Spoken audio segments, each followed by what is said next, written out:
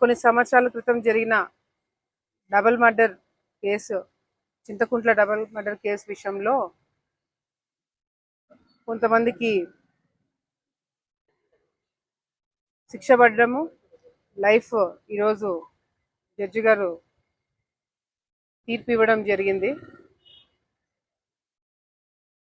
ఏదేమైనా చట్టాన్ని అందరూ గౌరవించాలా, చట్టము తీసుకున్న నిర్ణయాన్ని డెఫినెట్గా గౌరవించి తీరాల్సిందే. కానీ ఇదే చట్టము న్యాయ పోరాటము కేవలము కింది స్థాయి వరకే కాకుండా పై స్థాయికి వెళ్ళి న్యాయం దొరికేంత వరకు కొట్లాడడానికి కూడా అదే చట్టము అవకాశం కూడా ఇచ్చింది.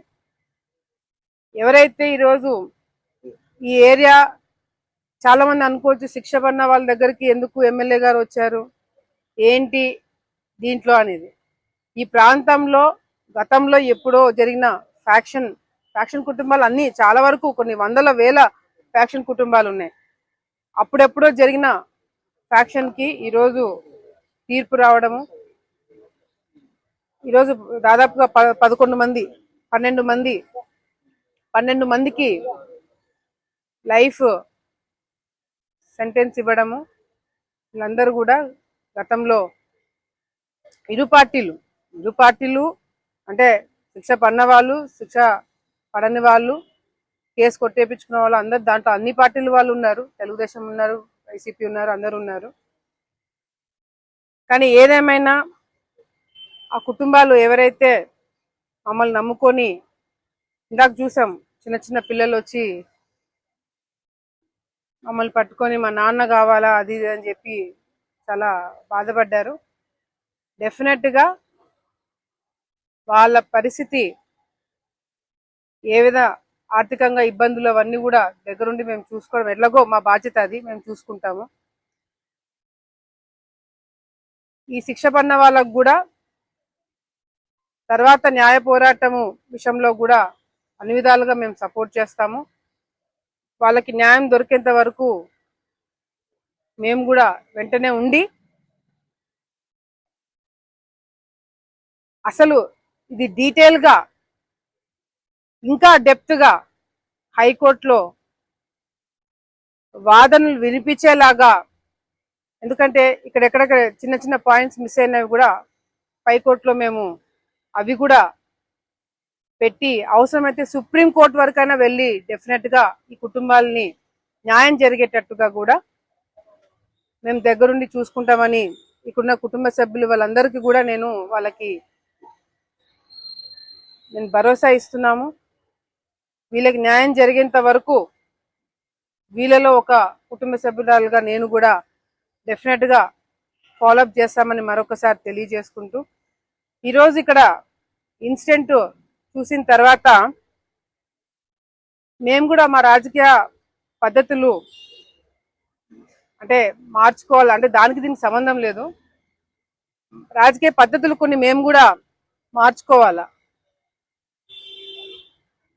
ఎందుకంటే మరీ ఎక్కువ మంచితనం కూడా కష్టమైపోతుంది. సో ఎవరిని ఎక్కడ పెట్టాలో అక్కడ పెట్టి మేము కూడా ప్రజలకు ఇబ్బంది లేకుండా, ప్రజలకు ఎవరు ఇబ్బంది పడకుండా మేము కూడా రాజకీయాలు చేస్తాము. నా కార్యకర్తలకి, నన్ను నమ్ముకున్న వాళ్ళకి అందరికి కూడా ఒక భరోసా, ఒక నమ్మకం ఇవ్వడమే కాకుండా రేపటి నుంచి డెఫినెట్గా మా తరపు నుంచి రాజకీయాలు మార్పులు డెఫినెట్గా ప్రజలు, మా ప్రత్యర్థులు, మీడియా మిత్రులు, అన్ని పార్టీలు చూడబోతారు.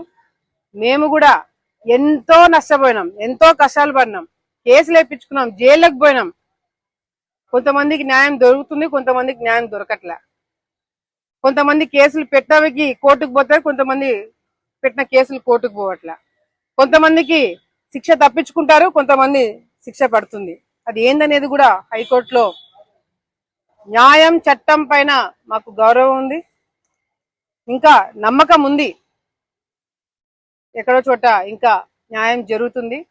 చట్టాలు ఉన్నాయి, మనల్ని కాపాడతాయన్న నమ్మకం మాకు కూడా ఉంది. డెఫినెట్ గా ఆ చట్టాలు అవన్నీ కొంతమందికే కాకుండా అందరికీ రావాలా, వచ్చేలాగా చేస్తాము అని తెలియజేసుకుంటూ మరొకసారి మమ్మల్ని నమ్ముకున్న వాళ్ళు ఎవరిని కూడా మేము మధ్యలో వదిలిపెట్టేది ఉండదు. చివరి వరకు న్యాయం దక్కేంత వరకు డెఫినెట్ గా వాళ్ళతో మేము ఉంటాము. వాళ్ళకి న్యాయం జరిగేంత వరకు వాళ్ళలో ఒకలాగా మేము ఉంటారు మరొకసారి తెలియజేస్తాం.